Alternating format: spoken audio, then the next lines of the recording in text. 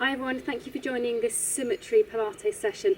All the exercises that we're going to do here are ones where you can directly compare your ability to do them or your mobility through your left and right sides of your body. This should really help you to work out how good your symmetry is and then focus your work, your efforts on trying to improve that symmetry when you are in the saddle. So let's get started, making sure your head is stacked on top of a nice elastic spine, your shoulders and arms are relaxed, and you've got equal weight through your feet. Make sure that those pelvic headlights are pointing straight ahead. Before you start, you want everything to be in that really balanced, equal, level, symmetrical position. It's no good starting if you're wonky. Then we're going to look from side to side, trying to keep your eyes level as you turn. If you are a little bit stiffer to one side, don't panic, you just want to gently try and go a little bit further each time. This seems such a really basic exercise, basic movement to do, but if you are stiffer one way, think if you're hacking on the road, chances are you'll probably tend to always look over the other shoulder to see if there's a car coming or look what's behind you, and then you're always repeating that same movement on your horse. So something really simple as this could mean the difference between you always turning one way and loading your horse the same way, or being able to turn more easily to both sides and therefore be more equal for your horse. Okay, let's have one foot in front of the other. It doesn't matter which because we'll swap in a moment. Hands up in front of you, keeping your pelvis to the front. Bring one hand to your shoulder. Look over that shoulder as you turn. Come to the front, and the same thing to the other side. Try to keep your headlights always facing forward so the movement is coming through your spine, and also keep the hand that is facing the front so it's not drifting round with you. So you're really looking to get that good mobility through the whole of your spine. Okay, let's pop the other foot in front, and you may well find with this exercise, even though this is more of a warm-up exercise, you may find that one leg you are much stronger on, and therefore you can keep those headlights forwards, you can keep that arm really still, whereas on the other side everything tends to wobble. So that's a sign that you're not as strong on that particular side. Okay, super. Let's have you at the end of your mat facing downwards with your feet together and your knees soft. Slide your hands down the front of your legs, curling up through your spine as you go, and then pausing at the bottom for a nice breath in. And then as you breathe out, bring your hands back up. Feel yourself uncurling from the bottom of your spine, again all the way back up to the top.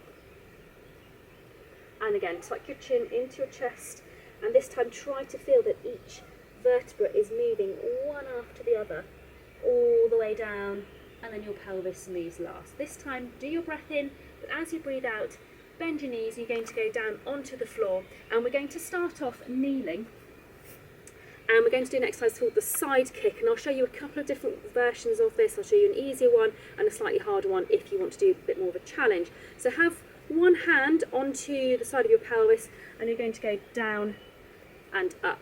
So another way of thinking about this is the I'm a little teapot exercise, because as you go over, you look like the I'm a little teapot. So this is version one. You can just practice your control through the hip of the side that you're kneeling on, your control through the movement, but you can stay in that position and see if you can move your top leg forwards and backwards. So now you're looking at your strength through your top leg as well. It is of course also a shoulder strength exercise too, and wrist. So if you find it's uncomfortable for your wrist, you can always balance on your fist instead. So you can make this as difficult or as easy as you want. With your top leg, just make sure that you're moving through your hip, not through your pelvis with this one, so you want to keep it quite specific to your hip. Okay, come up. I'm going to shuffle a little bit this way to give myself a bit more room. We'll start off the same thing again, so you're going down and up, looking to see how well you can control that movement as you go down and back up again. Okay, one more like this, and then if you want to stay there, once again you're trying to move through the hip on this top side, not through your pelvis. And again, if you're finding your wrist isn't liking it, you can always prop up onto your fist. There's no shame if you feel that you need to make it a little bit different in order for your body to be able to cope. Generally speaking, that's absolutely fine. Make it so that it's comfortable. You're not going to, generally speaking, do any harm. If in doubt though, as I say right at the beginning of these sessions, speak to your usual physio, doctor, whoever it is. Okay, we're going to go onto your hands and knees, and we're going to do the swimming exercise. So We'll go straight in with the arms and legs together, but if you find that's a bit too much, then you can separate it out just to doing arms or just to doing legs. So trying to keep your body fairly still, opposite arms and legs going in opposite directions at the same time. And when I say keeping your body fairly still, we're trying to avoid this kind of movement. You want to keep that stability, that softness though, but that stability through the low back. Okay, you can also then do the same thing to the side. Just watch as you take your leg to the side that you don't push yourself right up and over. So you want to be moving through your hip and keeping your body very still. Now with this exercise, it's not just about how easy you find it to do the movements, it's how easy it is to balance on each diagonal as you go.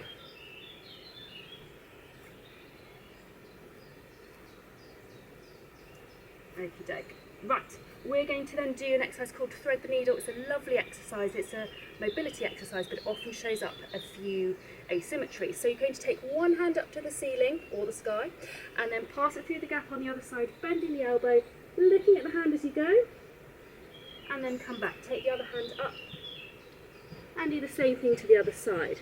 You're looking at your hand all the way through, so you're getting that rotation through the whole of your spine.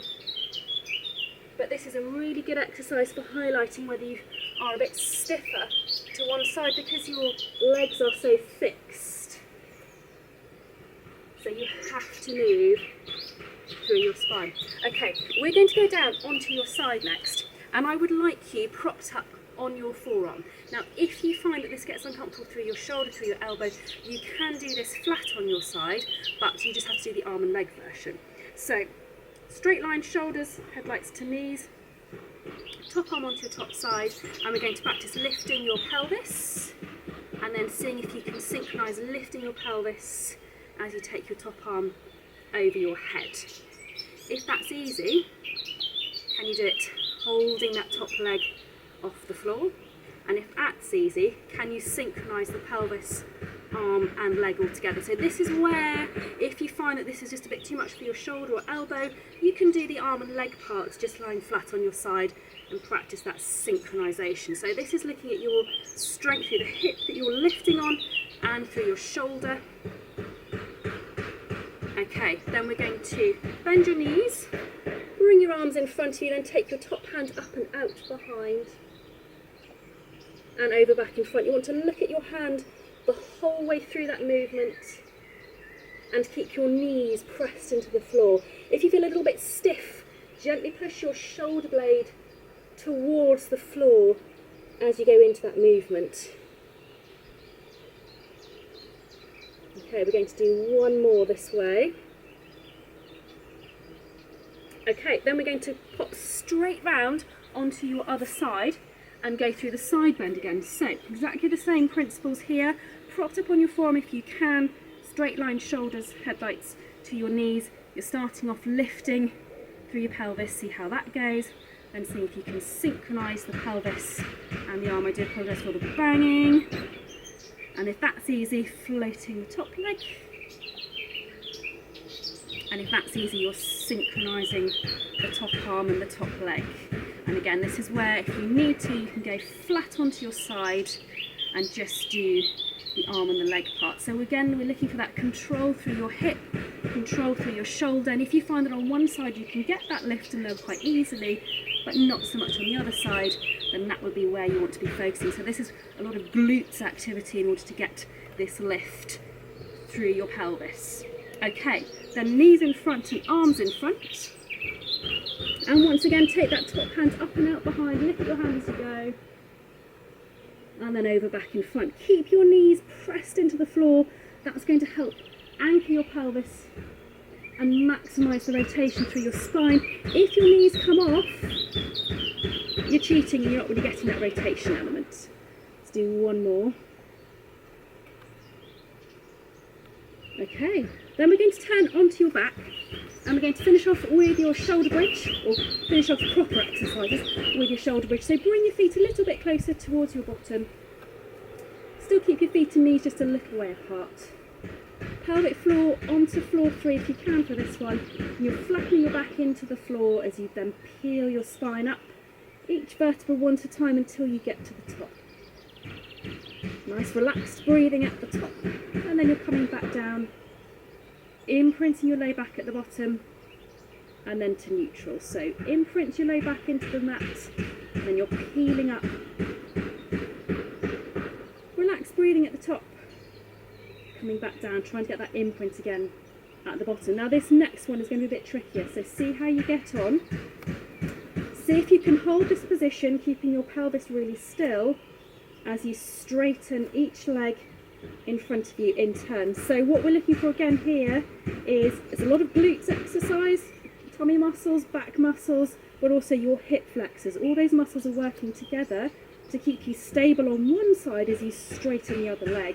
And again, you may find that this is easier to do on one side of your body than it is on the other, and that's again a good reflection that you might be a little bit weaker on that side. If that's easy, you can take up the challenge a bit harder, if that makes sense, with your hands over your head, keeping them soft, and sometimes that can highlight you thought you were doing quite well, and when you take your hands away you realise actually you're using them to brace, and when you take your hands away actually you realise you weren't as strong as you thought.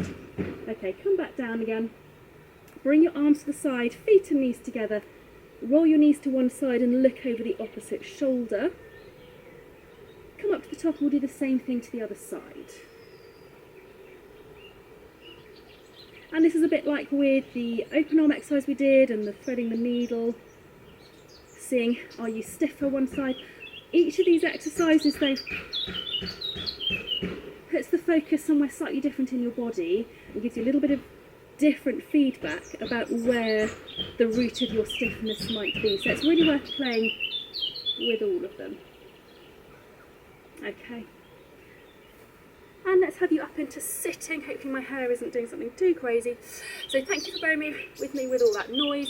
I hope those exercises were really useful, because that's as much as anything the point of this session is to give you lots of ways to highlight where you could be improving. And it may be that it even shows you or highlights why you have a problem with certain movements in the saddle if actually you're slightly weaker through one side of your body or you're slightly stiffer through that side.